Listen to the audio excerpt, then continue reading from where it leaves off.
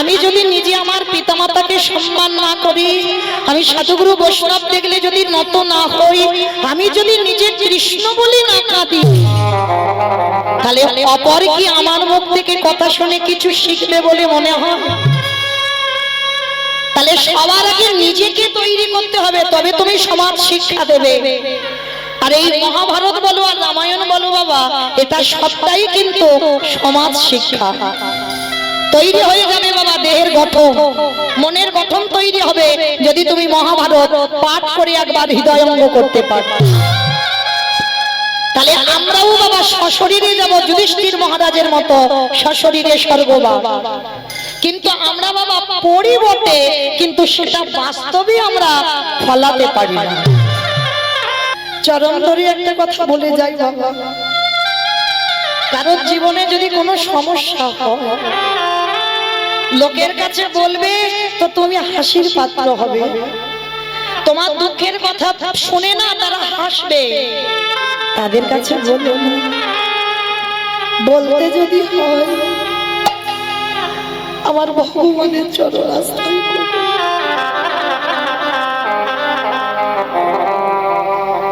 আর এই জীবনে যে একবার কৃষ্ণ চরণ ধরতে পেরেছে, তাকে সমাজে কেউ কিছু করতে পারে না। যেমন দেখেন বাবা মহাভারতে 12 জন বৈষ্ণবের মধ্যে একজন বৈষ্ণব হচ্ছে পিতামহ ভীষ্ম। ভালো করে বিচার করবেন বাবা যারা মহাভারত জ্ঞানী এখানে বসেছে। এই পিতামহ ভীষ্ম নিজে কিন্তু সংসার করেন, যারা পড়েছেন দেখবেন সংসারী কিন্তু নয় ভীষ্ম। হ্যাঁ, তা এই ভীষ্ম সংসার না করেও কিন্তু বাবা কোলে পিঠে করে নাতি পুতিদের মানুষ করেছে, করেনি বাবা? এদিকে এরা 100 জন, আবার এদিকে এরা 5 জন। ছেলের বাবা না হয়েও ছেলেদের মানুষ করেছে। কেন? শুধুমাত্র বাবার সুখের জন্য। কি বাবা যারা মহাভারত জ্ঞানী জানেন তো, শান্তনু রাজার সুখের জন্য নিজের কত বড় ত্যাগ। সত্যবতীকে যখন বিয়ে করলো, প্রতিজ্ঞায় আবদ্ধ করেছিল যে সত্যবতীর গর্ভে যারা আসবে তারাই হবে এই রাজ্যের রাজা। কিন্তু জ্যেষ্ঠ পুত্র ছিল কিন্তু গঙ্গা পুত্র ভীষ্ম। তবু কিন্তু বাবা ভীষ্ম মাথা নিচু করে বলেছিল, মা আমার বাবার সুখের জন্য আমি দেখেছি আমার বাবা তোমাকে পছন্দ করেছে, নিরজনে আমার বাবাকে কাঁদতে দেখেছি, তাই আমি কথা দিলাম তোমার গর্ভে যে ভাইরা আসবে তারাই হবে এই বংশের রাজা। আমি তোমার চরণ ছুঁয়ে কথা দিলাম, আমি ওই রাজত্বে কোনো অধিকার নেব না। শান্তনু রাজা প্রথমে মেনে নিতে চাইনি, বলছে বাবা তুমি বিশ্বাস করছো না তো? আমি কথা দিলাম মাকে তোমার হাতে তুলে দেওয়ার জন্য আমি কোনোদিন নিজেই সংসারী হব না। সন্তান দেখো বাবা কেমন, বাবার সুখের জন্য নিজে সংসার করলো না, নিজে ব্রহ্মচর্য পালন করলো। শুধু ব্রহ্মচর্য করলো না, নিজে রাজত্ব ত্যাগ করে দিয়ে নাতিপুতি ছেলেদের মতো ওদেরকে মানুষ করলো। সংসারে থেকেও সন্ন্যাসী হলো, সংসারে থেকেও বৈরাগ্য পালন করলো। তাহলে আজকে এই পিতামহ ভীষ্ম এত ত্যাগী হয়েও বাবা তাকে মহাভারতে 10 দিন যুদ্ধ করার পর 58টা দিন সরসজ্জা করতে হয়নি বাবা। দেখেন 12 জন বৈষ্ণবের মধ্যে একজন বৈষ্ণব, তিনি 58টা দিন সরসজ্জার উপরে। ভালো করে ভাবেন বাবা, আমাদের পায়ে যদি একটা সূক্ষ্ম কাঁটা ফুটে যায়, আমাদের পায়ে কত ব্যথা লাগে, লাগে না বাবা? কাঁটাটা বার করে দেবে, কিন্তু কাঁটা বার করে দেওয়ার পরেও বাবা এখনো 2-4 দিন ব্যথা থেকে যায়। আর পিতামহ ভীষ্মের কথা একটু অনুভব করেন। অর্জুনের একটা একটা বাণ প্রত্যেকটা অঙ্গে গাঁথা রয়েছে। যখন রক্তের বন্যা বয়ে যাচ্ছে, ওই তীরের আগা থেকে রক্ত পড়ছে, পঞ্চ পাণ্ডবরা গিয়ে বলেছিল দাদু তুমি এবার মরে যাও। তোমার এই কষ্ট, তোমার এই দুঃখ আমরা সহ্য করতে পারছি না, তুমি এবার মরে যাও। বাবা আমরাও বলি, দেখবেন সমাজে কোনো আমাদের আত্মীয় পরিজন যখন বিছানায় পড়ে খুব কষ্ট পায়, আমরা আত্মীয়রা ঠাকুরের কাছে ডাকি, ঠাকুর এবার মানুষটাকে নিয়ে নাও, কারণ ওনার কষ্ট আর দেখা যাচ্ছে না। ভীষ্ম সরসজ্জায় পড়ে আছে, অর্জুন বলছে দাদু আমার জন্য আজকে তোমার এই দুর্দশা, আমার মানে তো তুমি সরসজ্জায় আছো। ভীষ্মের চরিত্র দেখেন বাবা, ভীষ্মের হাত দুটো তো আর জড়ো করতে পারছে না বাবা, বান মারা আছে, শুধু মাথাটা নিচু হয়ে আছে। কেন মাথাতে বাবা কোনো বান মারা ছিল না? কেন মাথাতে বান দেয়নি? একটাও বান মারেনি মাথাতে। কেন? কারণ এটাই সমাজকে শেখালো, বড় যদি হতে চাও আগে সাধুগুরু বৈষ্ণব চরণে, গুরু চরণে নত হতে শেখো। আর যদি তুমি নিচু হতে না পেরেছো, কোনোদিন তুমি উঁচু হতে পারবে না। আজকের ভীষ্মের কাছে সবাই এসে কাঁদছে, দাদু আমরা কত বড় ভুল করেছি। ভীষ্ম বলছে অর্জুন তোমার এই বানগুলো যে আমার গায়ে যখন গাঁথা আছে না, আমার কি মনে হচ্ছে জানো? ছোটবেলায় যখন তুমি দাদু দাদু বলে আমার কাঁধে উঠতে, আমি মাটিতে ঘোড়া হতাম, তুমি আমার কাঁধে চড়তে। আজকে তোমার এই বানগুলো আমার গায়ে যখন গাঁথা আছে, মনে হচ্ছে অর্জুন আমাকে একেবারে আষ্টে পৃষ্ঠে জড়িয়ে ধরে আছে। যুধিষ্ঠিরকে জ্ঞান দিচ্ছে কি করে ধর্ম চালনা করতে হয়, কি করে ধর্ম চালনা করতে হয়, রাজ্য চালনা করতে হয়। ও দাদা এবার তুমি মরে যাও না দাদা, অনেকদিন তো হলো তুমি কষ্ট পাচ্ছ, তোমার তো ইচ্ছা মৃত্যু, মনে করলে মরবে আর মনে না করলে তুমি মরবে না। ও দাদু এবার মরে যাও না। ভীষ্মের এই চোখের কোণ দিয়ে বাবা জল টোপে টোপে পড়ছে, স্বরের বিছানার উপরে আছে তো। কাঁজার বলছে যুধিষ্ঠির আমি যে মরব, আমি মরেও শান্তি পাবো না। কেন দাদু তুমি মরে শান্তি পাবে না কেন? তোমার কি হয়েছে? কারণ আমি যে একজনের কাছে ঘোর অন্যায় করে রেখেছি।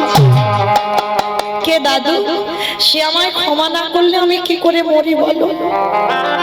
ও দাদু সে কে? তাহলে কেন তোমাদের ঘরণী দ্রৌপদী, দ্রৌপদীর কাছে ভীষ্ম অপরাধ করে রেখেছিল। বাবা আপনারা জানেন যেদিন পাশা খেলায় পাণ্ডবরা হেরে গেল, সবকিছু বাজি রেখেছিল, ভাইদের বাজি রাখলো, রাজ্যের বাজি রাখলো, নিজেও বাজি রাখলো, কিছু যখন ছিল না।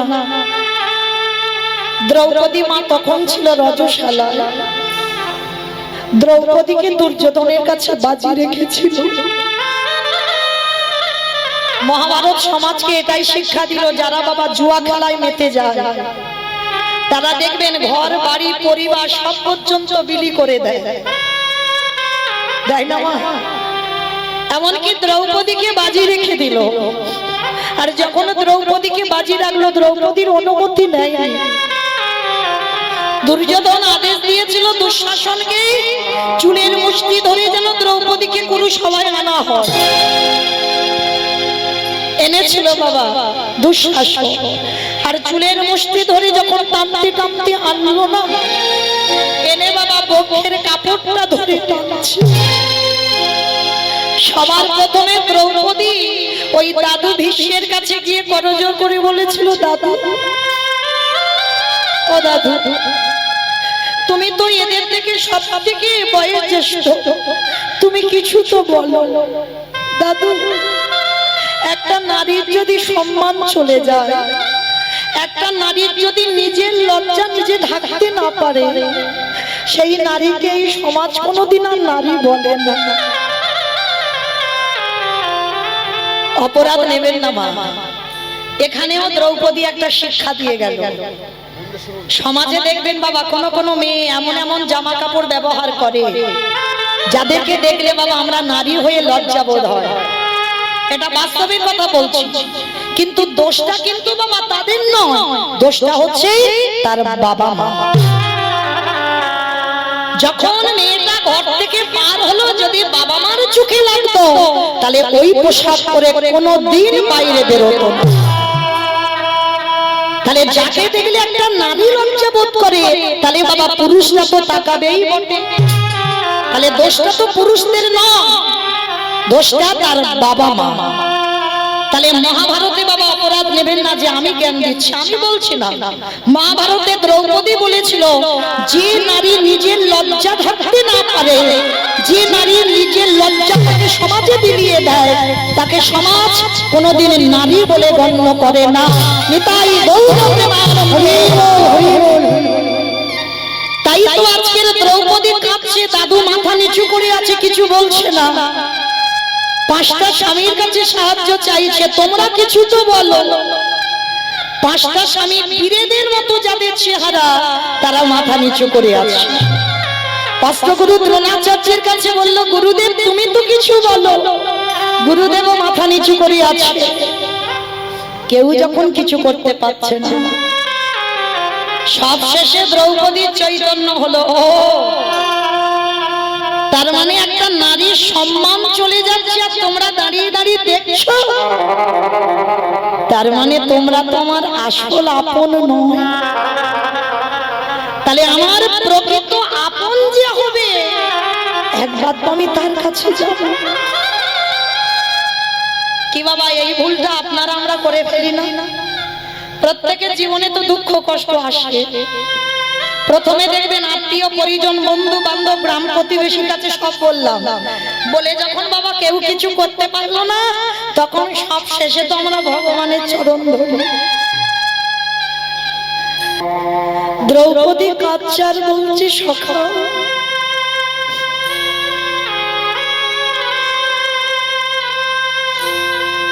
আমার পাঁচটা স্বামী কিছু করলো না, দাদু দেখছে, গুরুদেব দেখছে, এবার তো আমি দিশেহারা। বক্ষের কাপড়টা এক হাতে ধরে আছে, এক হাত দিয়ে রেখেছিল, হে ব্রজেন্দ্র নন্দন কৃষ্ণ দেখা দাও। এলো না। হে দ্বারকাধীপতি কৃষ্ণ দেখা দাও। এলো না। হে গোলকপতি কৃষ্ণ দেখা দাও। এলো না। তিনবার ডাকা হয়ে গেল, কৃষ্ণ আসছে না। দ্রৌপদী বলে বলল, তার মানে তুমিও চাও যে আমি এই সবার মাঝে বিবশনা হই? বেশ, তবে শুনে রেখো কৃষ্ণ, যেদিন থেকে আমার জন্ম হয়েছে এই দেহ মন প্রাণ আমি তোমার চরণে দিয়েছি। আমার বলতে যা কিছু আছে সব তোমার দিয়ে দিয়েছি। এবার দেখি তুমি কি করো।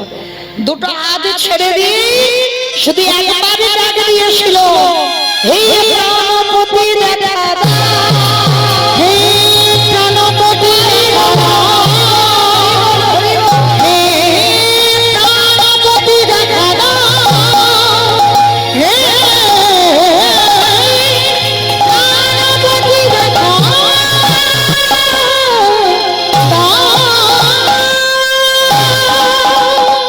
যেই বলল প্রাণপতি দেখা দাও, কৃষ্ণ আমার রথের উপরে বসে আঙুল থেকে কাপড়টা খুলছে।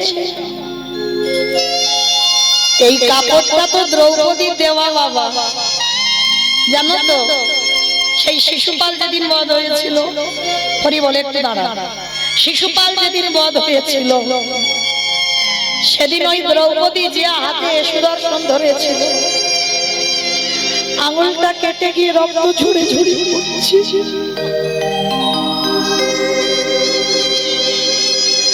দ্রৌপদী লজ্জা ঘৃণা ভয় কিছু করেনি। কৃষ্ণকে ভালোবাসতে গেলে বাবা আত্মসমর্পণ করে দিতে হবে। সবার মাঝখান থেকে ছুটে গেল। ছুটে গিয়ে দ্রৌপদী বস্ত্রটা ছিঁড়ে কৃষ্ণের আঙুলে বাঁধল। কৃষ্ণ বলেছিল, দ্রৌপদী, যেদিন তোমার বস্ত্রের প্রয়োজন হবে একবার তুমি হা কৃষ্ণ প্রাণ কৃষ্ণ বলে দেবে। আমি পৃথিবীর যেখানে থাকি না কেন আমি তৎক্ষণাৎ তোমার কাছে এসে আমি বস্ত্র জুগিয়ে দেব। আজকে সেই দিনটা কৃষ্ণ আঙুল থেকে কাপড়টা খুলে যেখান থেকে বস্ত্র শেষ সেখান থেকে বস্ত্র জুড়ে দিল। যখনই বস্ত্র টানছে আর শেষ হচ্ছে না বাবা। আর দুর্যোধনের একটা ভাই ছিল যার নাম বিকর্ণ। বিকর্ণ বলছে, দুঃশাসন পারবি না, দ্রৌপদীকে রক্ষা করবার মালিক এসে গেছে।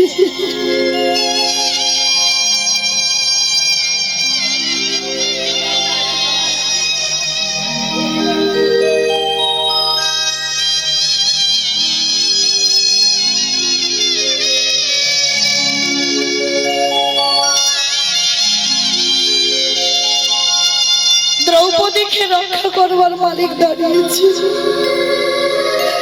কৃষ্ণ এসে বলছে, সখা, আমি 3 বার ডাকলাম, তুমি কেন এলে না? ভগবান হেসে বলছে, সখী, আমি তো রেডি হয়েছিলাম, তোমার ডাকাটা দেরি হয়েছে।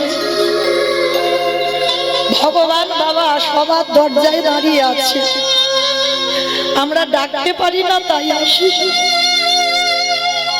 কিন্তু ডাকার মতো যদি কেউ ডাকে আমার ভগবান তৎক্ষণাৎ তার ঘরে প্রবেশ করে। যেই না দ্রৌপদী বলছে, তোমাকে 3 বার ডাকলাম, তোমার এত দেরি হলো কেন? বলে, সখী তুমি কি বলেছ? বলে, কেন? আমি প্রথম বললাম, হে দ্বারকাধিপতি কৃষ্ণ দেখা দাও, হস্তিনাপুর কোথায় আর দ্বারকা কোথায়, 3 দিনের পথ, টাইম লাগবে না? তারপরে কি বলেছ? হে গোলকপতি কৃষ্ণ দেখা দাও, কোথায় হস্তিনাপুর আর কোথায় গোলক, আসতে টাইম লাগবে না? তারপরে কি বলেছ? হে ব্রজেন্দ্র নন্দন কৃষ্ণ দেখা দাও, কোথায় হস্তিনাপুর কোথায় ব্রজ, আসতে টাইম লাগবে না? বাহ বাহ সখা বাহ। তাহলে 3 বারের ডাকে এলে না, 4 বারের ডাকে এলে কেন? সখী, 4 বারে তুমি কি বলেছো বলো তো? বলে, কেন? আমি বললাম প্রাণপতি দেখা দাও। বলি, হে দ্রৌপদী, এই জগতের সংসারের মাঝে যদি একজন ভক্ত পায় মন বাবাকে, যদি একবার আমার চরণে বসে, যদি একবারে হে প্রাণপতি দেখা দাও বলি ডাকিতে পারে, আমি ভগবান হয়ে পৃথিবীর যেখানে থাকি না কেন সখী গো, আমি ভক্তের দ্বারে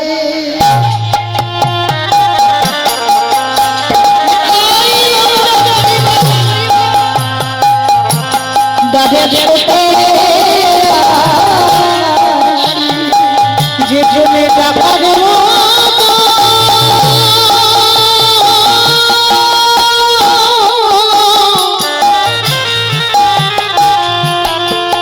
যে জন্য ডাকা ডাকিতে পারে সেই ভক্তের কাছে ছুটে আসি। সেই দ্রৌপদী যখন দাদুকে ক্ষমা করে দিল, এইবার ভীষ্ম সরসজ্জায় পড়েছে, বাবা প্রাণ হারাবে, আমার ভগবান এসে দাঁড়িয়ে আছে। কারণ দক্ষিণায়নে যদি কেউ দেহ রাখে বাবা, তাকে আবার মনুষ্য কুলে আসতে হবে, আর উত্তরায়ণ চলাকালীন যদি কেউ ভক্ত প্রাণ হারায় তাকে দেব লোকে চলে যেতে হবে। তা এইবার কৃষ্ণ দেহত্যাগ করবে। এইবার কৃষ্ণ এসে বলছে ভীষ্ম, আমি জানি তুমি আমার দেহত্যাগ করবে। আচ্ছা বলো তো ভীষ্ম, তুমি আমার যাওয়ার সময় কোন রূপে দেখতে চাও? কোন রূপে দেখতে চাও? তাহলে শোনো, আমাকে যদি বলো বৃন্দাবনের কৃষ্ণ আমি সেই রূপে দেখাবো, যদি বলো দ্বারকার কৃষ্ণ আমি সেই রূপে দেখাবো, যদি বলো মথুরার কৃষ্ণ আমি সেই রূপে দেখাবো। বলো তুমি কোন রূপ দেখতে চাও? ভীষ্ম কেঁদে বলল কৃষ্ণ দয়াময়, আমি বৃন্দাবনের কৃষ্ণ রূপে দেখতে চাই না, আমি মথুরার কৃষ্ণ রূপে দেখতে চাই না, আমি দ্বারকার কৃষ্ণ রূপে দেখতে চাই না। ওমা, আমার বৃন্দাবনের রূপটা তো সব থেকে সৌন্দর্য। গোপবেশরে বেণু করে নব কৈশোরে নটবর, ওই রূপটা তো সাধু মুনি ঋষি সবাই চায়। আর তুমি বলছো ওই রূপ দেখবে না, তাহলে কোন রূপ দেখবে? ভীষ্ম নয়ন জলে এসে বলল কৃষ্ণ রে, যদি রূপে দেখাতে চাস ওই কুরুক্ষেত্রের রণাঙ্গনে অর্জুনের রথের সারথি হয়ে যে দাঁড়ালি, আমারে দেখে কি মনে হলো জানিস? সত্য যুগে দেখলাম, ত্রেতা যুগে দেখলাম, দ্বাপরে যুগে দেখলাম, আমারে ভক্ত ভগবানের চরণ তলে বসে কাঁদে। আরে কুরুক্ষেত্রের রণাঙ্গনে তোকে দেখে কি মনে হলো জানিস? অর্জুন দাঁড়ায় আছে উপরে, আরে তুই ঘোড়ার লাগামে ধরে নিচে দাঁড়িয়ে আছিস, দেখে কি মনে হলো জানিস? আজ ভগবান ভবে, আজ ভক্তি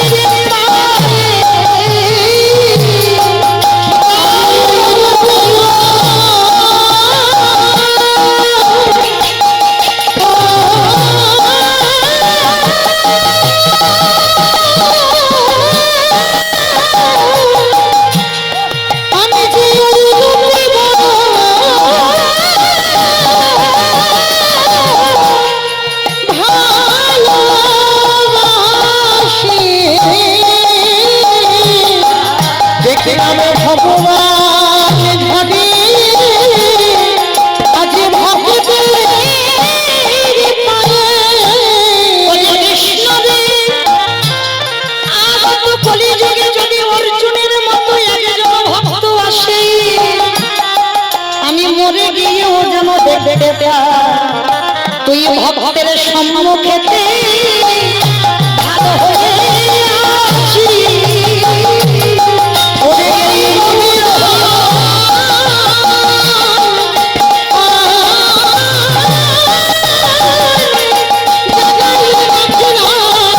ভক্তের সম্মুখেতে ঢালু হয়ে। ভক্তচরণে আমার নিবেদন, আমার এই দিদি ভাইরা, আমার দাদা ভাইরা অনেক কষ্ট করে, অনেক পথ পরিশ্রম করে এই হরিনাম যজ্ঞের আয়োজন করেছেন। আমার বহু বহু ভক্ত সেবারও আয়োজন চলছে, তাই আপনাদের কাছে যাচ্ছেন বাবা। আছে বলে কীর্তন হবে না, এটা কলিযুগ, দাঁড়ে দাঁড়ে ভিক্ষা করতে হবে মা। মনে রেখো, ওরা পেটে খাবার জন্য করছে না, ভগবত সেবার জন্য করছে। তাই আপনাদের কাছে যাচ্ছে, যার যেমন সামর্থ্য, যার যেমন ক্ষমতা আছে, আপনারা কৃপা করে ওদেরকে একটু দান করবেন। নিতাই গৌর প্রেমানন্দে হরি বল। তাহলে বাবা কর্মফল তো ছাড়ে না, তাহলে আজকের আমরা লীলাতে এই ভোলি বাবা এক বালতি করে জল আর এক বালতি করে দুধে পাইল করত। আমাইরা দান দেন, কিন্তু ধ্যানটা যেন লীলাতে থাকে, কেমন যেন গন্ডগোল আওয়াজ না হয়, সুন্দর পরিবেশটা যেমন ছিল তেমন যেন থাকে। তা এইবার এক গ্লাস করে জল, এক গ্লাস করে ওই জল মাখানো দুধ প্রতিদিন আমার মন্দিরের গোপীনাথকে দেয়। একদিন গোপীনাথ মনে মনে ভাবছে, বলি তোর তো কিছু অভাব নেই, বল একটা গাভী এক বালতি করে দুধ হয়, আর তুই কিসের জন্য তাতে আমার এক বালতি জল পাইল করিস? এটা তো অন্যায়, এটা তো পাপ। তবে বলি এর জন্য তোকে একটু শাস্তি পেতে হবে। আমি তোকে পরীক্ষা নেব, দেখবো তুই কত বড় ভক্ত আমার। তা প্রতিদিন বাবা ওই জল মাখানো দুধ দেয় গোপীনাথকে, আজকেরও দিয়েছে। আর দিতে গিয়ে কি হয়েছে জানো না, যমুনা থেকে এক বালতি জল তুলেছি, আর জলটা তুলে যখন দুধের সঙ্গে মাখিয়েছে, ওতে আমার ভগবান চালাকি করে দুটো ছোট ছোট মাছ ফেলে দিয়েছে। এইটা তো ভোলি জানে না, দুটো মাছ ফেলে দিয়েছে। আর প্রতিদিন বাবাজিকে বলে, বাবাজি আমার এই দুধ দিয়ে গোপীনাথকে ভোগ লাগিও কেমন। তা প্রতিদিন বাবা গোপীনাথকে ভোগ লাগায়। তা আজকের গোপীনাথের দুধটা নিয়ে গোপীনাথের দুটো গ্লাস, তার যেই না বাবাজি মহারাজ একেবারে ওই গ্লাসে দুটো জল দিয়েছে, আর সঙ্গে সঙ্গে আমার ভগবানের কৃপায় ওই দুধে দেওয়া ছোট ছোট দুটো মাছ পড়ে। আমার বৈষ্ণব ঠাকুর রেগে যাবে না? রেগে গিয়ে ভোলিকে ডেকে বলে বললেন, আপদার্থ তোর এত বড় স্পর্ধা, তুই জানিস না আমার গোপীনাথের ভোগে কোনোদিন মাছ দেওয়া হয়? আর তুই কিনা এই দুধে মাছ দিয়েছিস। অবাক হয়ে গেল ভোলি। বাবাজি বাবাজি আপনি কি বলছেন? আমি দুধে মাছ দেবো কেন? আমি তো জানি গোপীনাথ এই দুধটা খাবে, আমি মাছ দিইনি। তবে তুই বলতে চাচ্ছিস আমি মিথ্যা কথা বলছি? দেখবি চল। হাতটা ধরে টানতে টানতে নিয়ে গেছে, আর নিয়ে গিয়ে যেই না গোপীনাথের গ্লাসের দিকে তাকিয়েছে, বাবাজি মহারাজ দেখছে বাবা গ্লাসে দুটো মাছ ভাসছে, কিন্তু ভোলি দেখছে কোনো গ্লাসেই মাছ নেই। সবটাই ভগবানের পরীক্ষা। এইবার ভোলি দেখে বলছে, বাবাজি কই আমি তো মাছ দেখতে পাচ্ছি না। তবে রে, তার মানে তুই আমাকে মিথ্যাবাদী বানাতে চাইছিস? হ্যাঁ, আমি নিজের চোখে দেখছি দুটো গ্লাসে মাছ চড়ছে, আর তুই বলছিস মাছ নেই। ওই গ্লাসে দুধটা ঢেলে দিয়ে ভোলির হাতে দিয়ে বলছে, দূর হয়ে যা, আজকে থেকে তুই মন্দিরে কোনোদিন পা দিবি না, আর আজকে থেকে তোর এই গ্লাসে দুধ নিয়ে আমার গোপীনাথের সেবা হবে না, হবে না, হবে না। গ্লাস ভর্তি দুধটা ভোলিকে দিয়ে দিল। মনে রেখো মা, যার যেমন ভাব তার তেমনই তোলা। গ্লাসের দুধটা ভোলি বুকে করে নিয়ে বলছে, গোপীনাথ। বাবাজি ঠাকুর বলছে মাছ আছে, কিন্তু আমি তো দেখতে পাচ্ছি না, বল। আজকে থেকে আমাকে এই সমাজে এক ঘরে করে দিল, আমার দুধ নিয়ে তোর আর সেবায় দেবে না। শুধু সেবা বন্ধ হলো না, আজকে থেকে তোর মন্দিরে আমার আশাও নিষেধ। কাঁদতে কাঁদতে ভোলি প্রতিজ্ঞা করলো, ভোলি গোপীনাথ আজকে থেকে আমি প্রতিজ্ঞা করলাম, এই তুই যতদিন না খাবি আমি কথা দিলাম আমি জলস্পর্শ করব না। মায়েরা কোনো দেব দেবী নয়, কোনো মন্ত্রতন্ত্র কোনো জ্ঞান নেই বাবা, শুধু এক গ্লাস করে ওই দুধ গোপীনাথকে দিয়ে এটুকুই তার ভালোবাসা। তা আজকে থেকে যখনই ওর দুধে গোপীনাথ সেবা হবে না, প্রতিজ্ঞা করলো আজকে থেকে তুইও যদি না খাস আমিও জলস্পর্শ করব না। আর এই যে বাবা ভোলি দুধে মাছ দিয়েছে বলে গ্রামের লোকজন সব জেনে গেল, আর তাতে গোপীনাথের ওই যে ভোলির যে গাভীটার দুধ হতো কেউ আর দুধ কেনে না। সবাই তো জেনে গেল ভোলি দুধে জল দেয়, কেউ আর কেনে না। হঠাৎ 3 দিনের মধ্যে ভোলির ঘরে ছটফট করতে করতে গাভীটার মৃত্যু হয়ে গেল। ভগবানের পরীক্ষা এমনই হয় মা, যার থাকে তার অনেক দেয়, আর যার কিছু থাকে না তার আর কাঙাল করে দেয়। ভোলি ওই গ্লাসে দুধটা গোপীনাথের একটা ছবি আছে, ছবির সামনে দিয়েছে, গোপীনাথ আমার গরুটা ছিল তাকেও কেড়ে নিলি, গ্রামে আমাকে তুই এমন করে দিলি আমি গ্রামে মুখ দেখাতে পারি না। বেশ, আজকে থেকে আমি যাবই না কোথাও, আর কিছু খাবো না। 3 দিন হয়ে গেল বাবা অনাহারে অনিদ্রায় ভোলি শুধু গোপীনাথ দেখা দে ওরে গোপীনাথ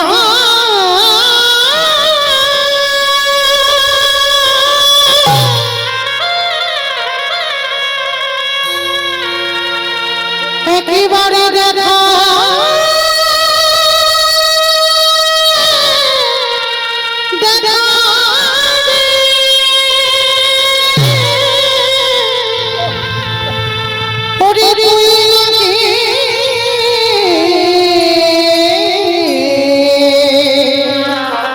আমি তো কোনো অন্যায় করিনি বল হকে দে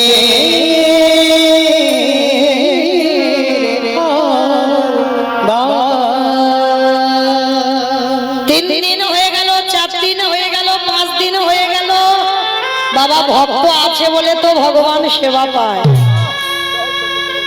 কি গো এই এতজন ভক্ত দাঁড়িয়ে আছে বসে আছো আমি কীর্তনী আমার সম্প্রদায় এদের মধ্যে এমন এমন ভক্ত আছে বাবা তোমরা নিজেরা জানো না তোমরা সেবা দিলে তবে আমার ভগবানের সেবা পায় আর তোমরা যদি সেবা না দাও আমার ভগবান উপবাসে কাটা বলির দুধ যেত গোপীনাথ খেত 3 দিন 4 দিন 5 দিন 1 সপ্তাহ হয়ে যাচ্ছে বলির দুধ যায় না আর গোপীনাথ 1 সপ্তাহ কিছু খায় না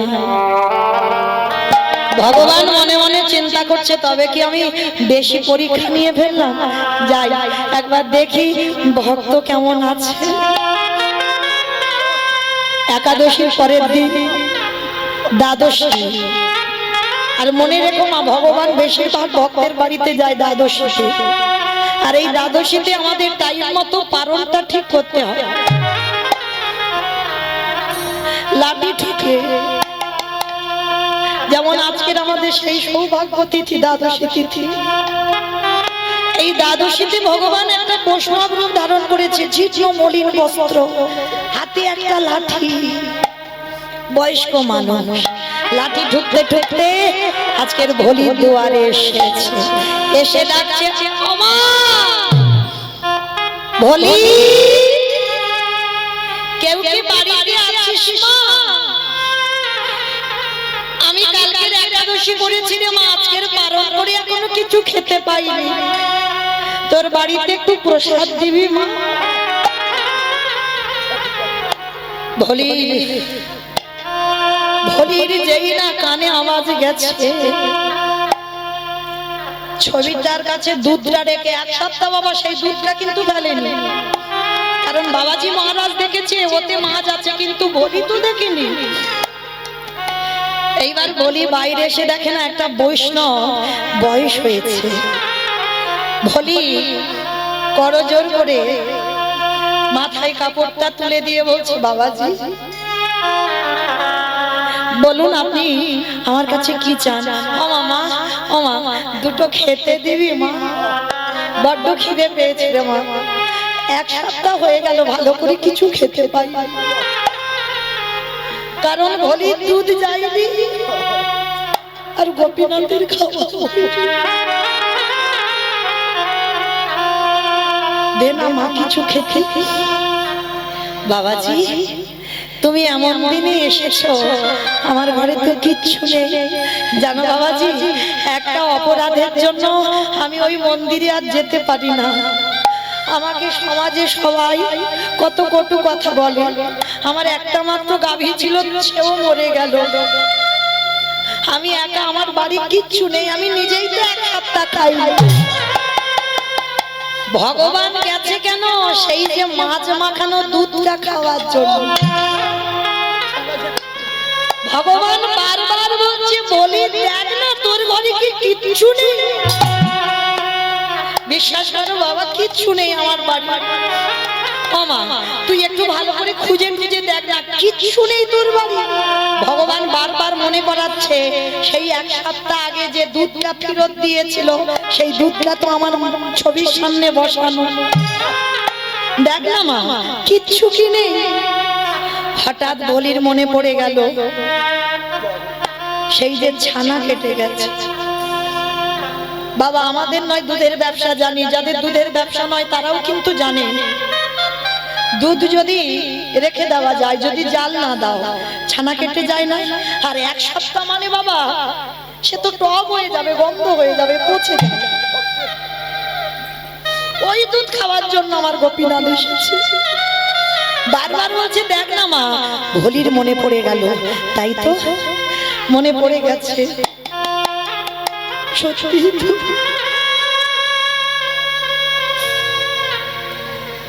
আমার মন্দির থেকে তো ফেরত দিয়েছিল যে গ্লাসের দুধ, কিন্তু বাবাজি তো বললো ওতে মাছ আছে, কিন্তু আমি তো মাছ দেখিনি। বাবাজি বলেছে মাছ আছে, কিন্তু আমি তো মাছ দেখিনি। গোপীনাথ, অপরাধ হয় হোক, আমি এই মাছ মাখানো দুধ আমি আমার গোপীনাথকে মনে করে ওই বয়স্ক বাবাজিকেই সেবা দেব। তাতে যত অপরাধ হয় তুই আমার মাথায় দিয়ে আমি পেতে নেব, কিন্তু এক সপ্তাহ যে বুড়ো লোকটা সেবা পাইনি আমি একটু দেব। ওই গ্লাসের দুধটা নিয়ে গেছে, আর ভগবানের যেন আনন্দের সীমা নেই। ওই ভক্তের হাতে যেই না দুধটা দেখেছে, ভগবান আকুপাকু করে তাড়াতাড়ি করে ওই ভক্তের হাত থেকে ওই প্রেম মাখানো, ওই যে ভালোবাসা মাখানো ওই দুধের গ্লাসটা কিনে ওরে ভোলি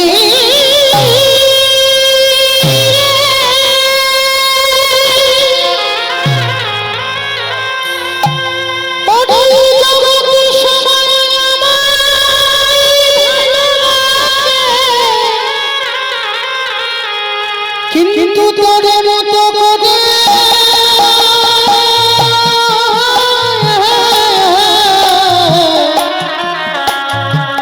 ভক্তি দিয়ে আমার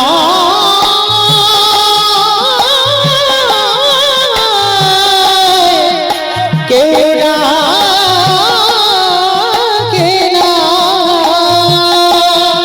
গোপীনাথ তাড়াতাড়ি করে ভোলির হাত থেকে গ্লাসটা কেড়ে নিয়ে ভগবানই আমার সাগরে ওই ভক্তের প্রেমে মাখানো ভালোবাসা মাখানো এক সপ্তাহ আগেকার ছানা কেটে যাওয়া দুধ আমার গোপীনাথ কেমন আনন্দে গ্রহণ ও যে ভক্তি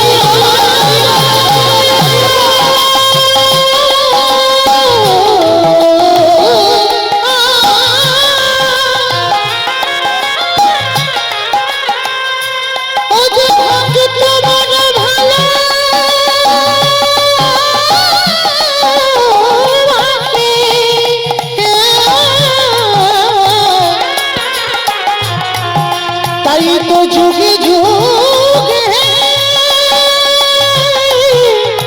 ভক্তের কাছে ছুটে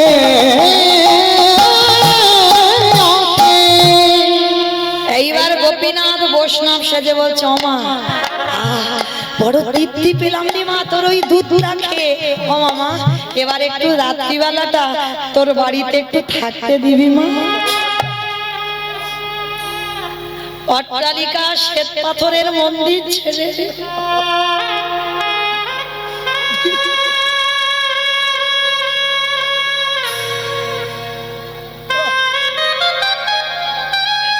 ভগবান গিয়ে দাঁড়িয়েছে একে কাঙাল ভক্তির বাড়ি। বললাম মা একটু থাকতে দিবি। ভোলি মনে মনে চিন্তা করছে এক অপরাধে আমি মন্দিরে যেতে পারি না, আবার যদি এই বাবাজিকে আমার ঘরে থাকতে দিই এই সমাজে আমাকে দ্বিচারিণী বলবে, আমাকে কলঙ্কিনী বলবে। বাবাজি আমি তো একা নারী জাতি থাকি, আপনি যদি আমার ঘরে রাত কাটান সকালবেলা হলে সমাজ আমাকে কত কটু কথা বলবে।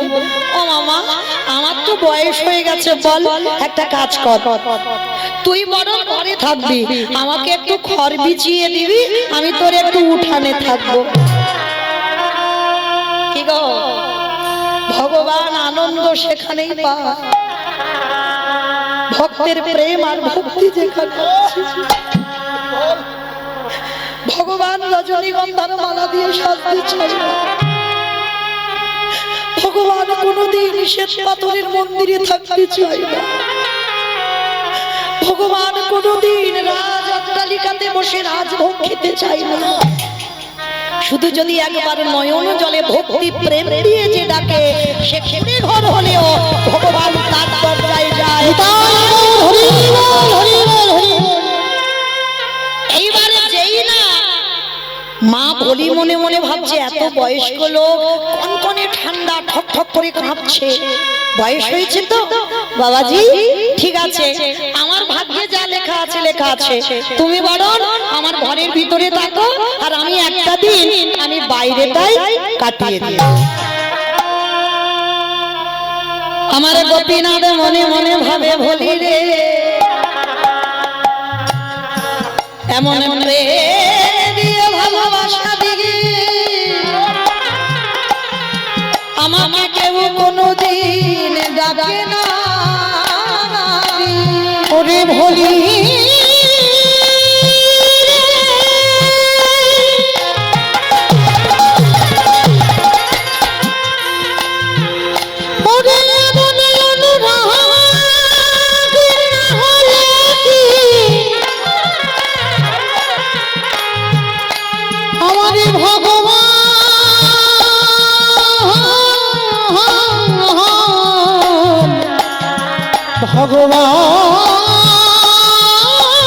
ভগবান পাওয়া যায় রে।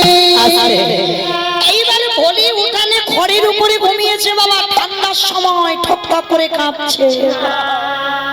আর নারী জাতি তো একটা পরপুরুষ রাত্রিবেলা ঘরে ঘুমিয়েছে, যতই বয়স্ক মানুষ বাবাজি হোক ভলির ঘুম আসছে না।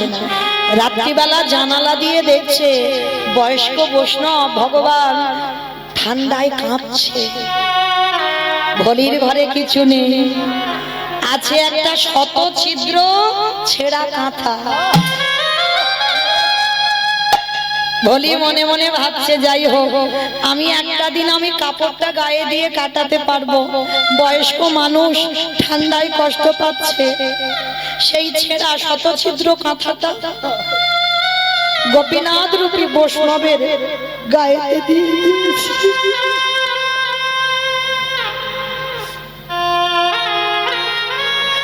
গোপীনাথ ওই ছেঁড়া কাঁথাটা বুকে জড়িয়ে ধরেছে। ভক্তের প্রেম ভালোবাসা আছে যে ওতে, কিছুতে আর কাঁথাটা ছাড়ছে না। আর বলি ওই উঠানে ঘুমাতে ঘুমাতে বাবা একটু ভোরের বেলা চোখ লেগে গেছে, ঘুমিয়ে পড়েছে। আর যেই না বলি ঘুমিয়েছে, ভগবান তো ঘুমাতে যায়নি গো, ভক্তকে কৃপা করতে গেছে। তা যেই বলি ঘুমিয়েছে আমার গোপীনাথ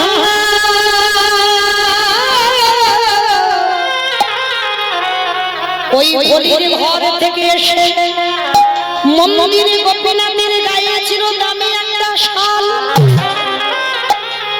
ওই নিজে ছেঁড়া কাঁথার বদলে ওই দামি শালটা নিয়ে ভলির ঘরে গিয়ে ভলির গায়ে ঢাকা দিয়েছে। কেমন ভক্ত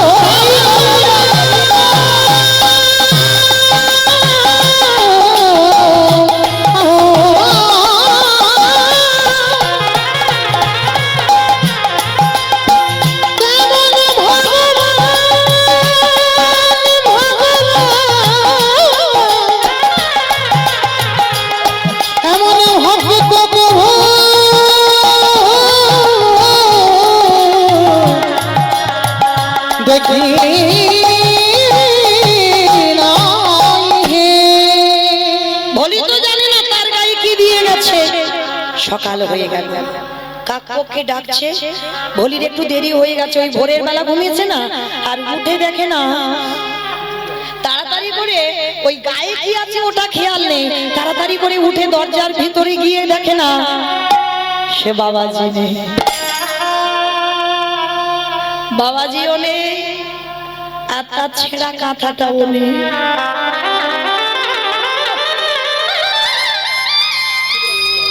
হঠাৎ বাবা দেখলো ভলির গায়ে একটা চমকে উঠে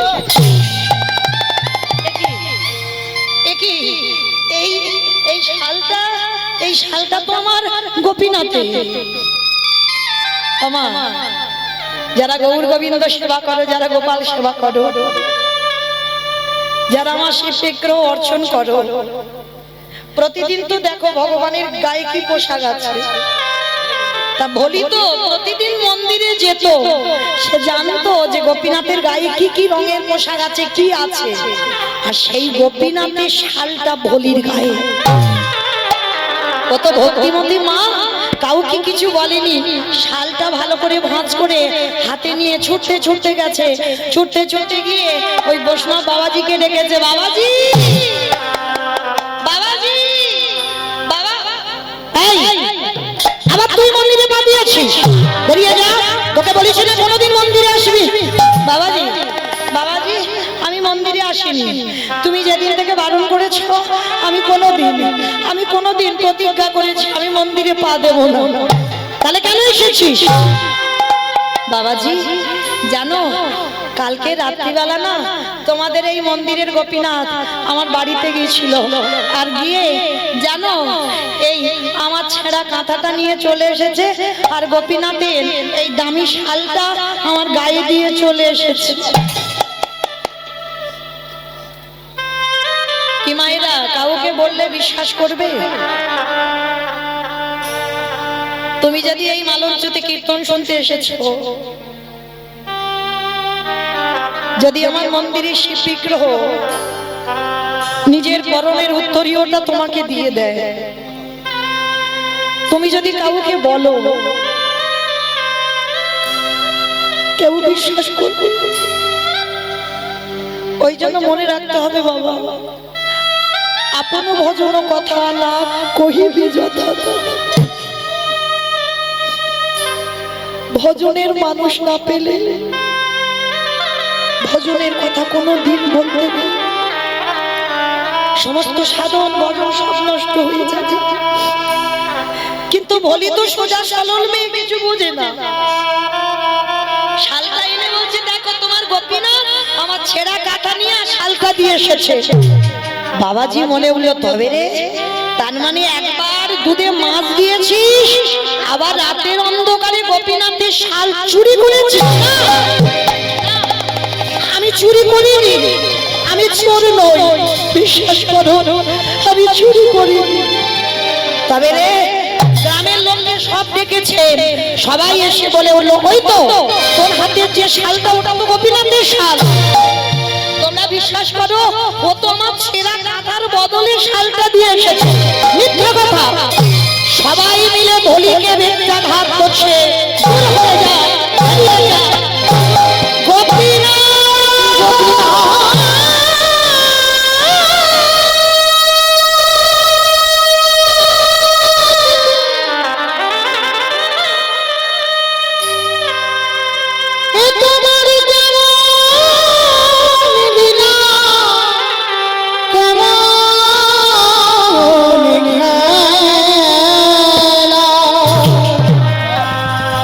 কৃপা করে দেখা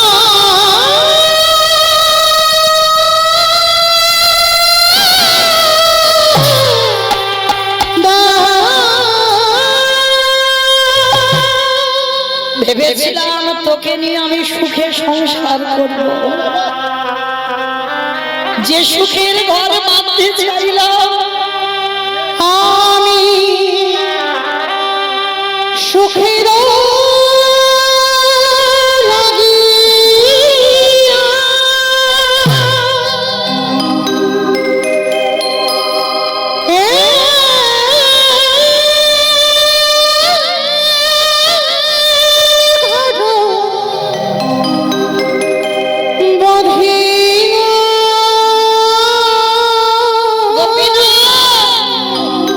সবাই আমাকে মারছে, তুই অন্তত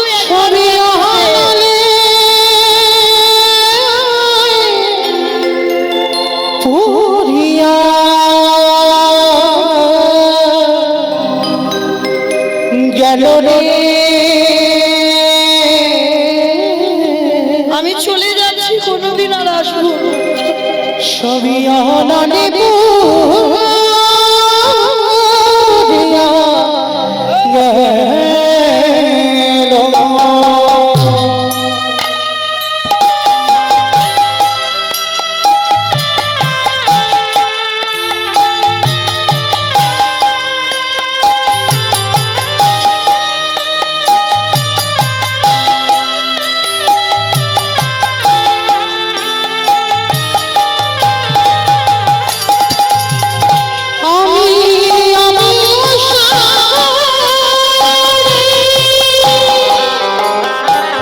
আর তুই আমাকে কখনো ডাকবি না, কখনো না।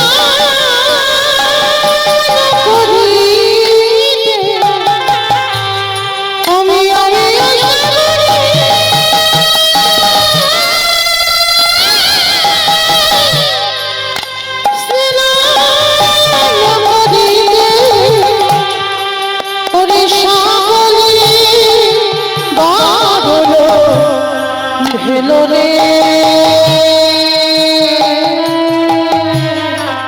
সহকলি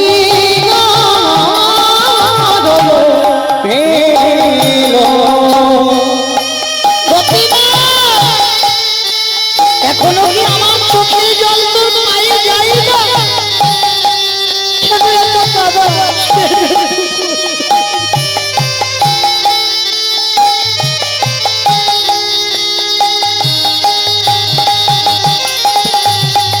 আমি সাগর এসেছি মানি সাগর এসেছি মানি আহাবির আরোদোষে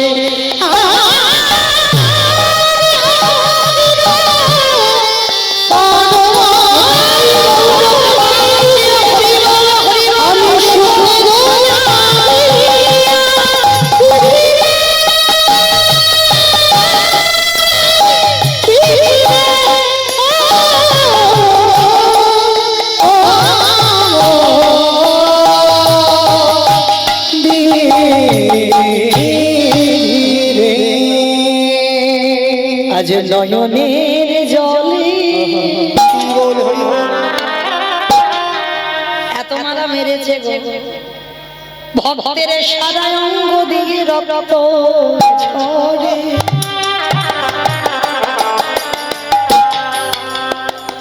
আরে কি আমার মন্দিরে গোপীনাথ থাকিতে পারি? ভক্তের প্রতিটা অঙ্গের আঘাত ভগবান অঙ্গে ধরেছে। সিংহাসনে বসেছিল, ভগবান মুখ ঠুকে পড়ে আছে। এতটা মারছে বলি কি শেষ পর্যন্ত বাবাজির কষ্ট হচ্ছে। বাবাজি বলছি দাঁড়া, ওকে মেরো না, ও তো এত মার মারছো তো মরে যাবে মেয়েটা, দাঁড়াও দাঁড়াও দাঁড়াও। ও যে বারবার বলছে না ওর কাঁথা নাকি আমাদের গোপীনাথ নিয়ে এসেছে, চলো তো একবার দেখি। ধীরে ধীরে মন্দিরে গিয়ে যেই না দরজা খুলেছে, দেখে না গোপীনাথ সিংহাসন থেকে ধুলার পরে পড়ে আছে। আরে বলির সেই ছেঁড়া কাঁথাটা আমার গোপীনাথ বুকে ধরে আছে। সেই রূপটা দর্শন করা মাত্র সঙ্গে সঙ্গে বাবাজি বেরিয়ে এসেছে মন্দির থেকে। বেরিয়ে এসে একেবারে বলির চরণে আছাড় দিয়ে বলল,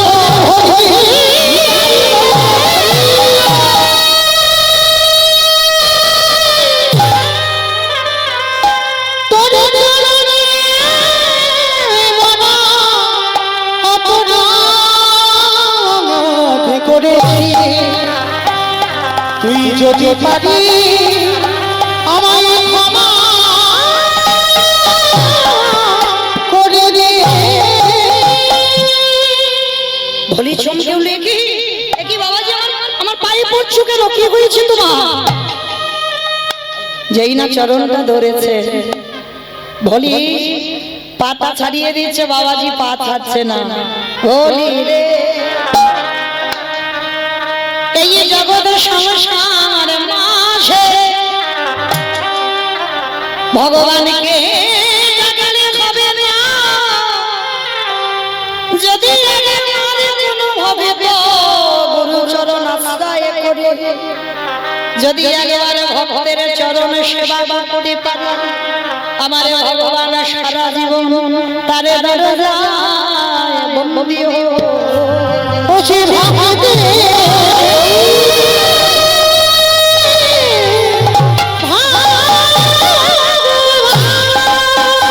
সে যে ভক্ত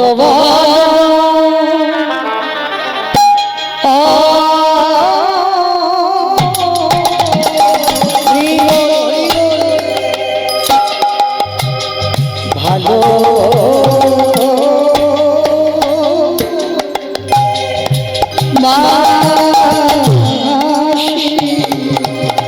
বসে ভক্ত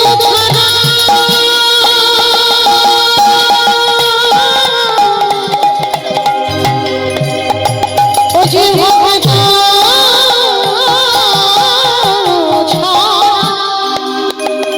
রহিবে না ভক্ত বাবা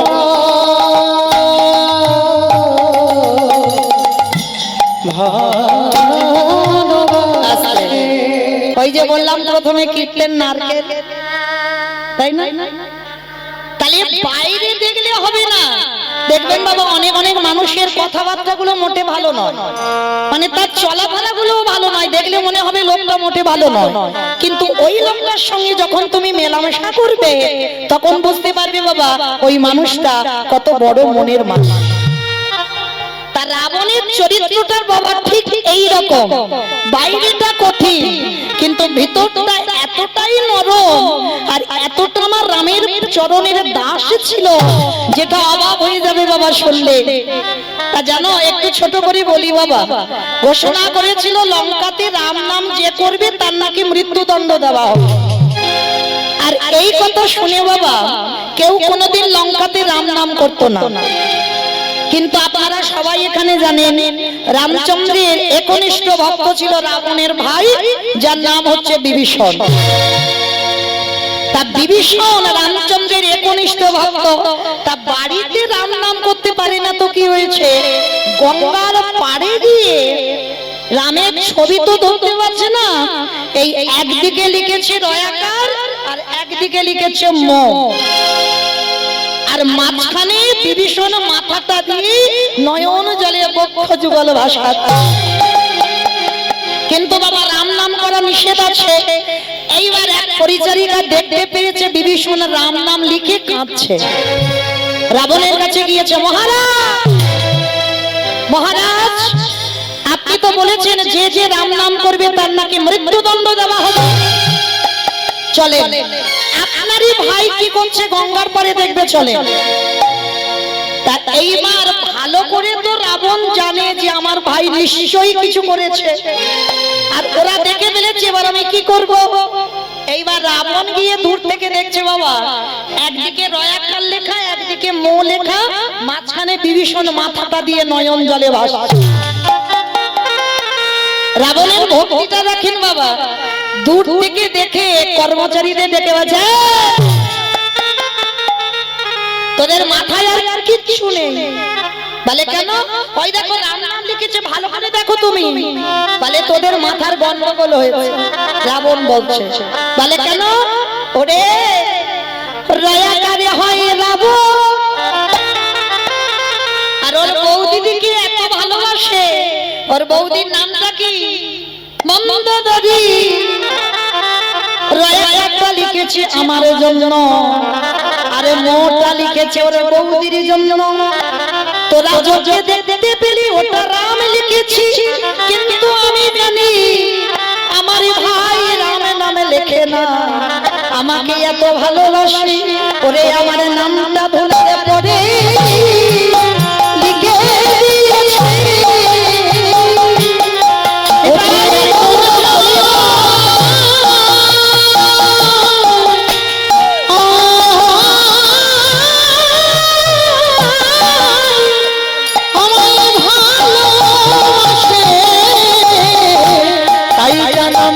ধুলারে পদে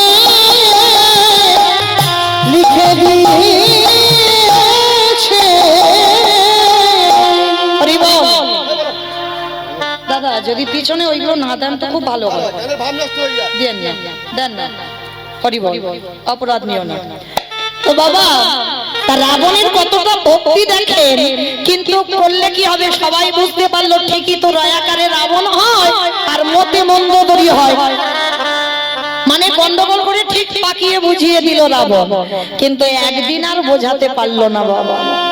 যেদিনে রাতের অন্ধকারে বিভীষণ ওই রামচন্দ্রের ছবিখানা হৃদয়ে ধরে কাঁদে, সারা রাত খারামে বলে কাঁদে। আর একজন গিয়ে রাবণকে খবর দিয়েছে, মহারাজ সেদিন তো গঙ্গার ঘাটে রাবণ মন্দোদরী লিখেছিল, আর আজকে তোমার ভাই কি করছে দেখবে এসো। বাবা আজকে তো নাম লেখেনি, গোটা ছবি নিয়ে কাঁদছে। এইবার রাবণ কথা শুনে গেছে, দরজাটা খুলেছে, খুলে দেখছে বাবা ভাইয়ের বুকে রামচন্দ্রের ছবি। এবার তো আর কিছু বলতে পারবে না। এবার সবার সামনে রাবণ পিছন থেকে গিয়ে সজোরে একেবারে ভাইয়ের বুকে লাথি মেরেছে।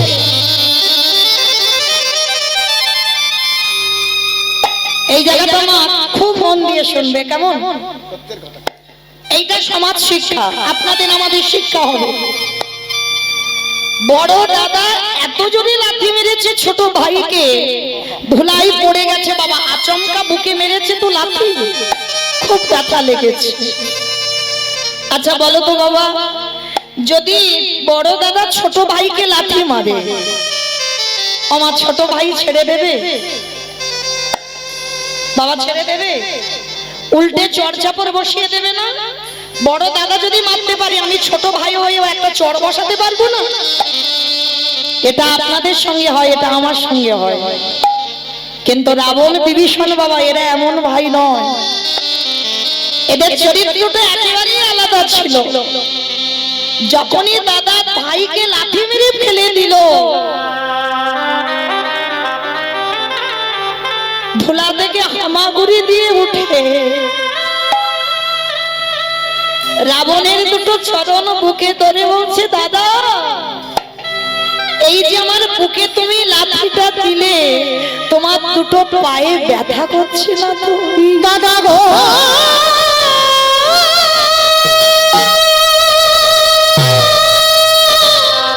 নিতাই গৌর প্রেমানন্দে হরি বল। আমার এই কঠিন বুকে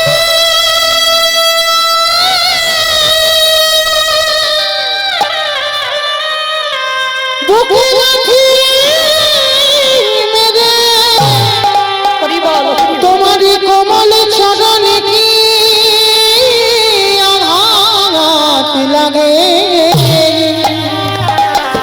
দাদা গো একেবারে বলো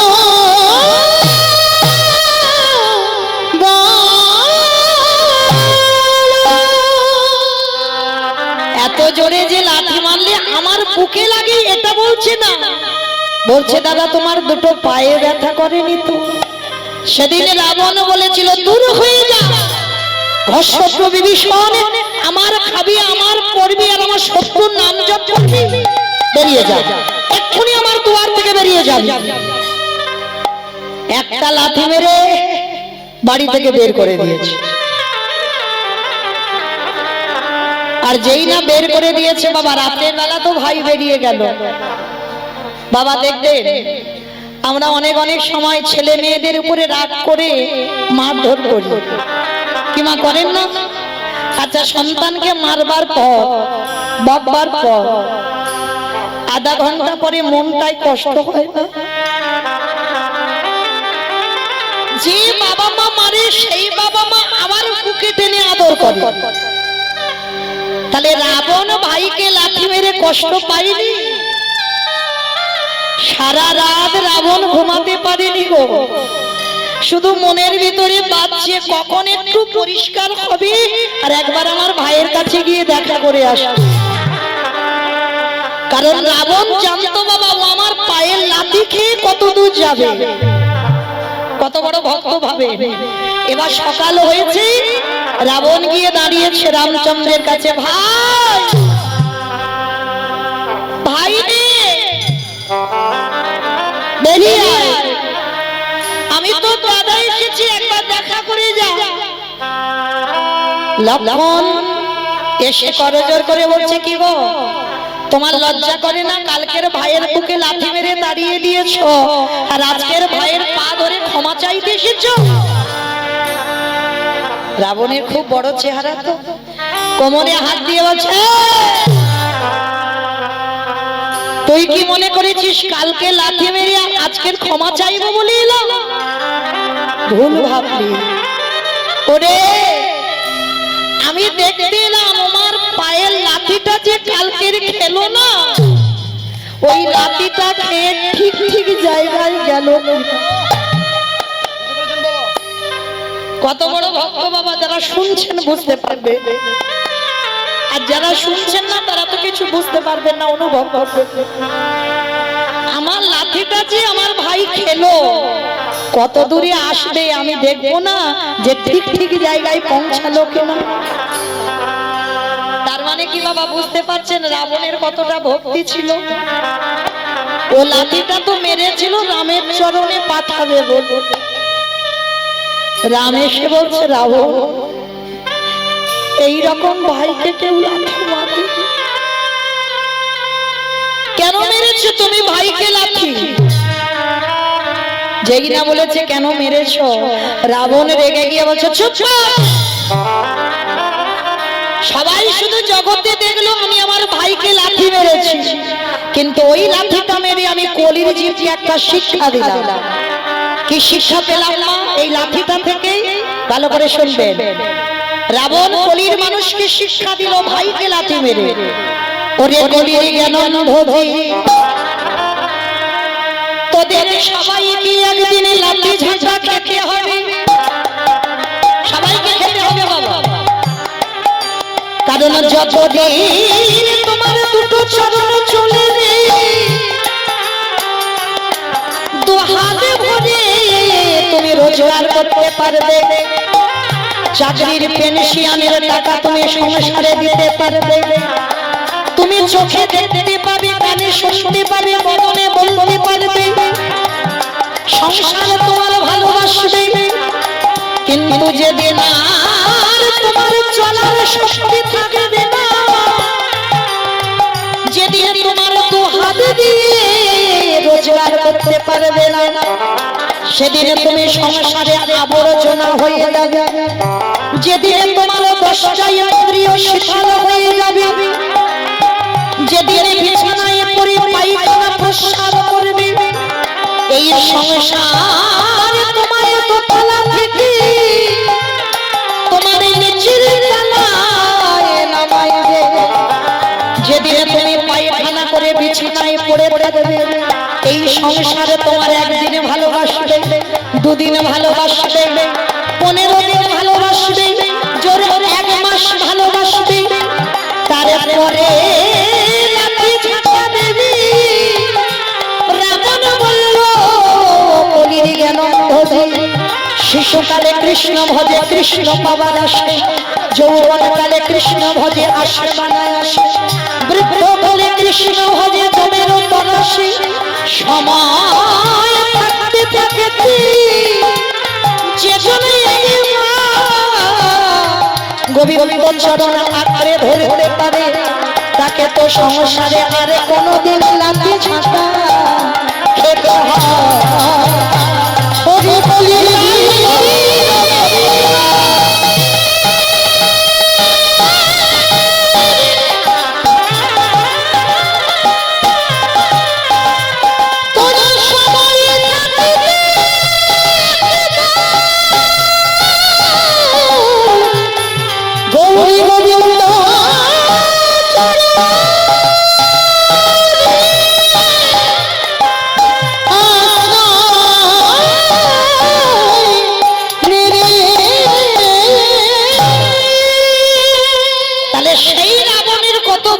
ছিল বাবা, সেই রাবণকে মেরে রামচন্দ্রের পাপ হলো।